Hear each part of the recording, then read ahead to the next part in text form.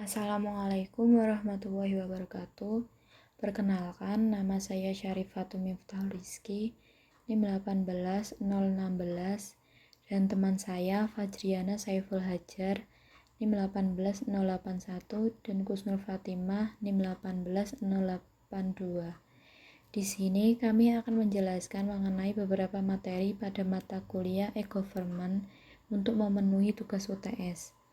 Yang pertama, saya akan menjelaskan materi tentang e-government. E-government atau electronic government adalah suatu upaya dari pemerintah dalam mengembangkan penyelenggaraan pelayanan pemerintahan yang berbasis elektronik dengan memanfaatkan teknologi informasi. E-government mencakup berbagai hal yang berurusan dengan pemerintah. Dengan adanya layanan ini, diharapkan pelayanan terhadap masyarakat bisa lebih optimal. Untuk aplikasinya, e-government bisa digunakan untuk legislatif, yudikatif, dan juga administrasi publik. Tujuan e-government. Tujuan dari dibangunnya e-government itu adalah pembentukan jaringan dan transaksi layanan publik yang tidak dibatasi sekat waktu dan lokasi, serta dengan biaya yang terjangkau masyarakat. Secara umum, penerapan e-government di berbagai negara yang dikaji mempunyai tujuan sebagai berikut. 1. Meningkatkan kualitas layanan masyarakat, terutama dalam hal mempercepat proses dan mempermudah akses interaksi masyarakat. 2. Meningkatkan transparansi pemerintahan dengan memperbanyak akses informasi publik. 3. Meningkatkan pertanggungjawaban pemerintah dengan menyediakan lebih banyak pelayanan dan informasi, serta menyediakan kanal akses baru kepada masyarakat, mengurangi waktu, uang, dan sumber daya lain, baik di sisi pemerintah maupun pihak-pihak yang terlibat dengan memperpendek proses pemberian layanan. 4. Model e-government. 1. Government to citizen atau government to customer atau G2C. Government to citizen atau customer adalah penyampaian informasi pelayanan publik oleh pemerintah kepada masyarakat dengan menggunakan teknologi informasi. Sebagai contoh, sistem pajak online, layanan kesehatan, website pencari kerja Disnaker, penerbitan dokumen pribadi, contohnya KTP, akte, KK, paspor, dan lain sebagainya, kantor imigrasi, dan lain sebagainya. 2. Government to employee atau G2E. Tidak hanya kepada para masyarakat saja, government juga melayani lebih spesifik kepada para pegawai atau karyawan. Tujuannya agar memberikan pelayanan dan kenyamanan terhadap para pegawai dan karyawan. Beberapa layanan G2E antara lain: 1. BPJS Kesehatan, 2. BPJS Ketenagakerjaan. 3. Government to Business atau G2B. Model e-government yang ketiga adalah government to business. Pemerintah sudah selayaknya membuat lingkungan bisnis yang kondusif dalam suatu negara agar pelaku industri bisa aman dan nyaman dalam menjalankan bisnis mereka. Para pelaku bisnis akan banyak berinteraksi dengan pemerintahan. Untuk itu, perlu dibuat hubungan yang baik antara keduanya. Contoh penerapan government to business di Indonesia saat ini seperti pajak perseroan, pengurusan pendaftaran perusahaan, peraturan pemerintahan, hak paten merek daging, izin usaha, dan lain sebagainya. Yang keempat, government to government atau G2G. Model government yang keempat ini adalah sistem atau layanan e-government yang memungkinkan komunikasi dan interaksi antar institusi pemerintah, baik antara institusi horizontal, misalnya antar dinas di suatu kota, maupun vertikal, misal institusi kabupaten atau kota ke institusi provinsi atau ke institusi pusat. Contoh aplikasi Simda, e-budgeting, dan e-surat. Kelebihan e-government. Yang pertama, meningkatkan transparansi, kontrol, dan akuntabilitas para penyelenggara negara dalam rangka menerapkan pemerintahan yang bersih, bebas dari tindak pidana korupsi dan tindakan sejenisnya. Kedua, mengurangi biaya administrasi, relasi, dan interaksi yang dikeluarkan untuk pengurusan berbagai hal yang ada kaitannya dengan pemerintahan. Yang ketiga, pelayanan servis kepada masyarakat bisa online tanpa harus menunggu jam buka kantor. Yang keempat, hubungan pemerintahan dengan masyarakat, pekerja, dan pelaku bisnis bisa lebih baik dengan adanya transparansi. Dan yang kelima, pelayanan pemerintahan bisa lebih efisien. Kekurangan e-government. Berikut beberapa kekurangan penerapan e-government saat ini. Yang pertama, budaya berbagi informasi dalam pemerintahan masih jarang. Banyak para oknum yang memanfaatkan kesempatan dengan mempersulit dalam pendapatan informasi. Yang kedua, budaya mendokumentasikan belum lazim dilakukan oleh aparat pemerintahan.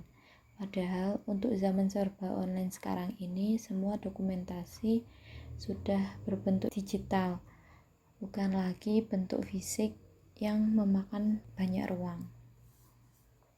Yang ketiga, kurangnya SDM yang handal dalam pemerintahan, sehingga penggunaan teknologi informasi kurang maksimal. Yang keempat, tempat akses informasi yang terbatas, sehingga masyarakat tidak tahu dengan adanya e-government. Dan yang kelima, masih mahalnya biaya untuk membangun infrastruktur online. Baik, selanjutnya saya akan menjelaskan mengenai implementasi e-government di Indonesia. Di masa globalisasi seperti saat ini, tentunya kita semua tidak heran akan kemajuan teknologi informasi dan komunikasi yang dapat menjanjikan dalam kalangan pemerintahan. Nah, menjanjikan dalam hal apa sih? Nah, teknologi informasi dan komunikasi saat ini sangat menjanjikan dalam hal efisiensi, kecepatan penyampaian informasi, keterjangkauan, dan transparansi pada pemerintah. Terlebih dalam era otonomi daerah saat ini perlu untuk mewujudkan pemerintah yang baik atau good governance. Nah, untuk mewujudkan good governance tersebut tentunya kita dapat memanfaatkan teknologi informasi dan komunikasi atau biasa disebut dengan e-government. Nah, berikut merupakan beberapa kota-kota yang ada di Indonesia yang telah menerapkan atau mengimplementasikan e-government. Nah, yang pertama ada kota Surabaya, di mana implementasi e-government yang diterapkan yakni berupa pengelolaan keuangan daerah atau biasa disebut SKPD, ada e-SDM, e-monitoring, e-education, e-permit, e-disub, serta sistem siaga bencana. Selanjutnya ada di Kota Binjai. Di Kota Binjai menerapkan atau mengimplementasikan e-government berupa e-masyarakat.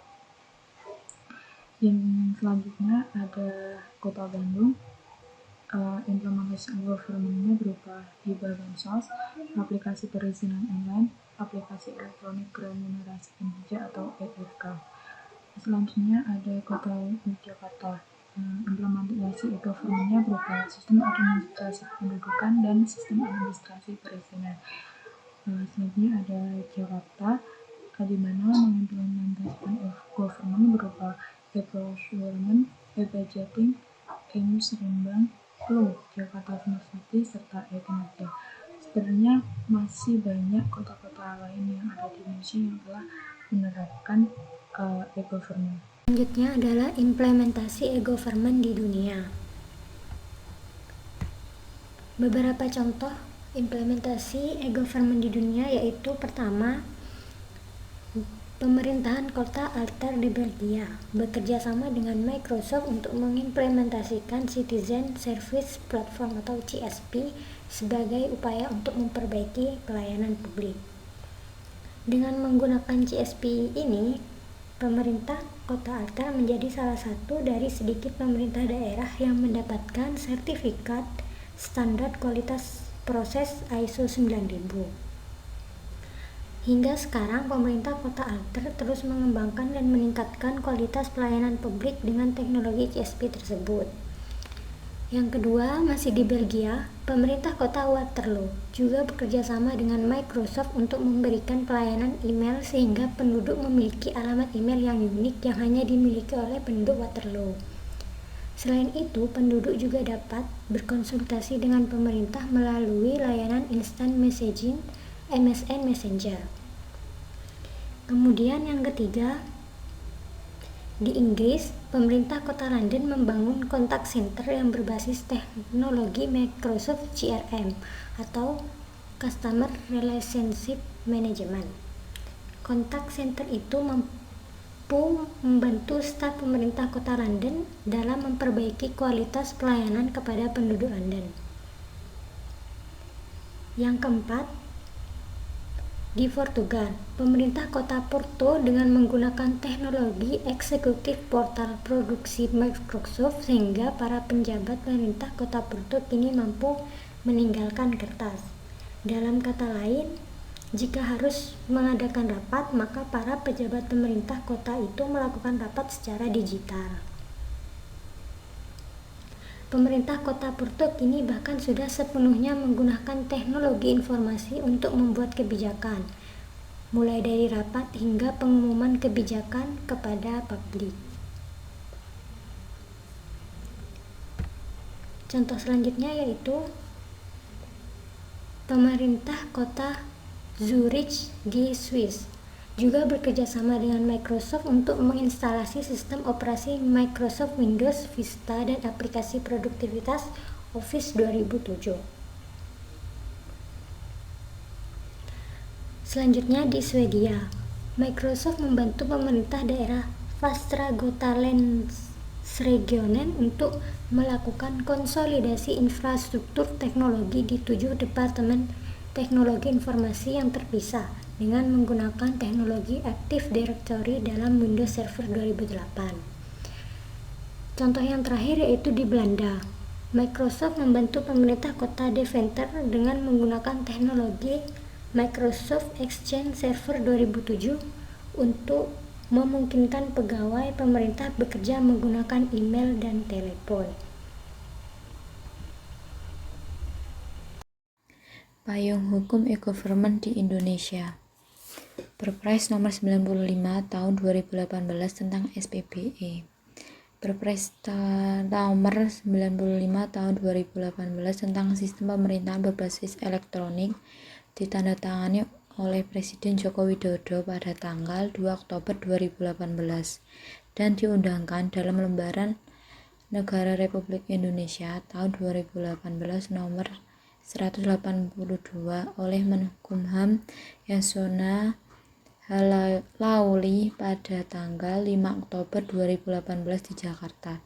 Lampiran Peraturan Presiden nomor 95 tahun 2018 tentang sistem pemerintahan berbasis elektronik ini membahas tentang rencana induk sistem pemerintahan berbasis elektronik nasional sebagai salah satu misi pembangunan nasional sesuai dengan amanat Undang-Undang Nomor 17 Tahun 2007 tentang Rencana Pembangunan Jangka Panjang atau RPJP Nasional tahun 2005 sampai tahun 2025 adalah untuk mewujudkan bangsa yang berdaya saing. Misi ini dapat dilakukan melalui pembangunan aparatur negara yang mencakup kelembagaan, ketatalaksanaan, pelayanan publik, dan sumber daya manusia aparatur. Tujuan dari pembangunan aparatur negara adalah mewujudkan tata kelola pemerintahan yang baik, peningkatan kualitas penyelenggaraan administrasi pemerintahan, dan peningkatan partisipasi masyarakat dalam penyelenggaraan pembangunan. Tujuan penyelenggaraan SPBE yang pertama, mewujudkan tata kelola pemerintah dan pelayanan publik yang bersih, efektif, efisien, akuntabel, dan terpercaya. Yang kedua, meningkatkan efisiensi dan keterpaduan penyelenggaraan pemerintah yang berbasis elektronik. Manfaat penyelenggaraan SPBE. 1. meningkatkan efisiensi anggaran untuk pembangunan pemerintah berbasis elektronik. 2. Mendukung terwujudnya satu data Indonesia melalui bagi pakai data antar instansi pemerintah dan pemerintah daerah. 3. Mendorong penggunaan aplikasi umum berbagai pakai di instansi pemerintah dan pemerintah daerah. Yang keempat, meningkatnya utilisasi infrastruktur TIK yang terintegrasi dan berbagai pakai bagi instansi pemerintah dan pemerintah daerah. Dan yang kelima, terwujudnya keamanan informasi pemerintah. Tata kelola SPBE. Kerangka kerja untuk memastikan keterpaduan arsitektur SPBE nasional berfungsi sebagai pedoman dalam melakukan 1. Keterpaduan rencana dan anggaran, 2. Integrasi proses bisnis, 3. Integrasi dan bagi pakai data atau informasi, yang keempat, integrasi dan bagi pakai infrastruktur SPBE, yang kelima, integrasi dan bagi pakai aplikasi SPBE, dan yang keenam, keterpaduan keamanan SPBE. Manajemen SPBE. Manajemen SPBE ini dilaksanakan oleh setiap instansi pusat dan Pemda, berfungsi sebagai pedoman dalam melalur SPBE. Yang pertama, manajemen risiko, manajemen informasi keamanan, manajemen data, manajemen aset TIK, manajemen layanan, manajemen pengetahuan, manajemen perubahan, dan audit TIK. Koordinasi keterpaduan antar KLD. Koordinator SPBE instansi pusat dan pemerintah daerah. 1. Setiap pimpinan instansi pusat dan kepala daerah mempunyai tugas melakukan koordinasi dan menetapkan kebijakan penyelenggaraan SPBE. Yang kedua, koordinator SPBE instansi pusat dan kepala daerah adalah sekretaris. Dan yang ketiga, tugas koordinator SPBE adalah melakukan koordinasi penerapan kebijakan dan penyelenggaraan SPBE di instansi pusat dan pemerintah daerah masing-masing. Baik, selanjutnya saya akan menjelaskan mengenai e-participation. E-participation adalah istilah yang mengacu pada partisipasi yang didukung teknologi informasi dan komunikasi dalam proses yang melibatkan pemerintahan dan warga negara. Nah, proses yang melibatkan pemerintahan dan warga negara yakni menyangkut administrasi, pemberian layanan, pengambilan keputusan, serta pembuatan kebijakan pada pemerintah. Kebutuhan akan istilah tersebut muncul karena kepentingan warga serta interaksi dengan penyedia layanan politik semakin digital. Nah, karena hal tersebut muncullah sebuah e-government. Definisi yang lebih rinci melihat partisipasi elektronik sebagai proses yang meningkatkan serta memperdalam partisipasi politik dan memungkinkan warga untuk berinteraksi satu sama lain dengan media teknologi informasi dan komunikasi atau biasa disebut dengan TIK. Nah, partisipasi elektronik itu sebagian besar merupakan bagian dari demokrasi elektronik serta melibatkan pengguna teknologi informasi dan komunikasi oleh pemerintah, media, partai politik, dan kelompok kepentingan organisasi masyarakat sipil serta organisasi pemerintah internasional, warga negara, bahkan komunitas lokal dan global.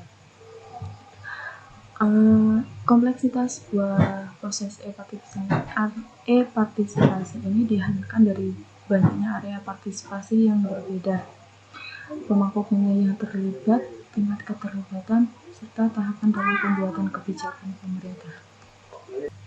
Nah, selanjutnya ini ada tujuan dari e-participation. Nah, tujuan utamanya yakni untuk mencapai manfaat yang signifikan seperti meningkatkan partisipasi dan kewarganegaraan yang aktif, melibatkan kaum muda dalam pembuatan kebijakan, serta memastikan gagasan inovatif untuk pembuatan kebijakan dan meningkatkan kepercayaan politik dan legitimasi.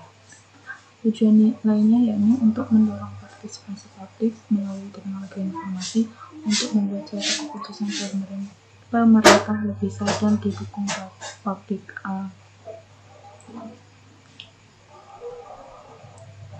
Selanjutnya ada aspek-aspek e-participation. Tentunya dalam penerapan e-participation terdapat aspek yang ditekankan dalam penerapannya, yakni ditekankan pada aspek kepercayaan antara pemerintahan dan warganya. Hal tersebut dilakukan untuk memberikan dampak positif terhadap peningkatan manajemen antara warga dan pemerintah, kualitas sosial warga, kegembiraan warga karena merasa turut terlibat dalam pengambilan keputusan di suatu pemerintah, serta tingkat penilaian transparansi kepada pemerintah yang baik. Nah, salah satu praktik terbaik dalam upaya partisipasi publik kelompok masyarakat yang merupakan salah satu perwujudan layanan dasar dalam standar pelayanan minimal bidang komunikasi dan informatika, yaitu pengembangan dan pemberdayaan kelompok informasi masyarakat. Selanjutnya yaitu e-demokrasi. Apa itu e-demokrasi? Dikutip dari Wikipedia, demokrasi internet atau e-demokrasi adalah istilah yang menggabungkan teknologi informasi dan komunikasi dalam penyebaran demokrasi. Hal ini berarti bentuk pemerintahan di semua warga negara dewasanya dianggap memenuhi syarat untuk berpartisipasi, baik dalam proposal dan perintisan undang-undang. E-demokrasi meliputi kondisi sosial, ekonomi, dan budaya kebebasan politik yang memungkinkan aktivitas demokrasi dilaksanakan secara bebas dan langsung. Selanjutnya yaitu model e-demokrasi. Pada gambar ini disebutkan bahwa terdapat 4 kuadran model demokrasi. Sesungguhnya model e-demokrasi ini hampir mirip dengan model e-government, hanya saja berbeda ranahnya, di mana ranah e-government adalah untuk meningkatkan efisiensi, efektivitas, transparansi, dan akuntabilitas penyelenggaraan pemerintah sehingga tercapai penyelenggaraan pemerintahan yang baik. Sementara e-demokrasi mempunyai ranah dalam bentuk penglibatan warga negara dalam setiap perumusan, pembahasan, dan keputusan-keputusan publik melalui media elektronik. Oleh sebab itu, sesungguhnya antara e-government dan e-demokrasi dapat dijalankan secara bersama-sama yang saling terikat antara satu sama lain. Di kuadran pertama dapat kita lihat yaitu pasif, satu arah, tidak sinkron. Lembaga-lembaga pemerintahan, eksekutif, yudikatif, dan legislatif, dan partai politik membuat informasi secara online. Kuadran ini adalah tahap asas e-demokrasi. Masyarakat dapat melakukan pencarian informasi dari lembaga-lembaga pemerintah atau partai politik. Yang kedua, melacak undang-undang dari legislatif. Yang ketiga, melihat program-program lembaga pemerintah atau partai politik. Yang keempat, melakukan kampanye online. Kemudian pada kuadran 2 yaitu dua arah, tidak sinkron, dan bersifat taktis, yaitu di mana lembaga-lembaga pemerintah membuat langkah-langkah besar untuk membuka komunikasi dua arah dengan masyarakat, baik lembaga pemerintah, partai politik, maupun masyarakat dalam melakukan komunikasi lewat email. Yang kedua, menyampaikan pandangan secara online. Yang ketiga, melakukan survei secara online. Dan yang keempat, melakukan kampanye secara online. Sedangkan pada kuadran ketiga yaitu kerjasama dan interaktif. Kuadran ini menjadi tempat interaksi antara politikus dengan para konstituen. Sebagian besar yang bermain dalam kuadran ini adalah para pemain politik. Pada kuadran ini terjadi komunikasi untuk tujuan membangun kerjasama seperti merekrut dan mengorganisir para sukarelawan secara online, mencari dana secara online, melakukan kampanye online, melakukan komunikasi dengan konstituen dan media, forum online, dan pendaftaran pemilihan secara online. Sedangkan kuadran yang terakhir yaitu kuadran 4, interaktif dan strategi. Kuadran ini menunjukkan tingkat paling tinggi dan kesempurnaan e-demokrasi di masa depan. Setiap warga negara sudah terlibat aktif dalam perumusan kebijakan publik yang dapat dipertanggungjawabkan. Pada kuadran 4 ini akan terjadi e-petisi atau surat permohonan kepada pemerintah secara elektronik, e-konsultasi, e-kebijakan, e-diplomasi, e-transparansi, e-voting, dan dunia digital. Namun, dalam penerapannya, e-demokrasi ini juga memiliki beberapa faktor penghambat. Di antaranya yaitu belum ada nomor identitas warga negara yang valid. Nomor identitas warga negara merupakan salah satu faktor kesuksesan penerapan e-demokrasi. Yang kedua, birokrasi dan budaya politik. Pelaksanaan e-demokrasi secara penuh perlu ada kesepakatan bersama antara lembaga pemerintah, yaitu eksekutif, yudikatif, dan legislatif, serta politikus dan masyarakat.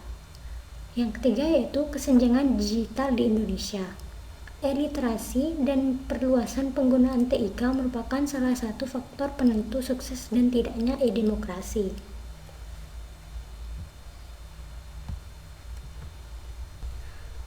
Sekian presentasi dari kelompok kami, kurang lebihnya mohon maaf. Wassalamualaikum warahmatullahi wabarakatuh.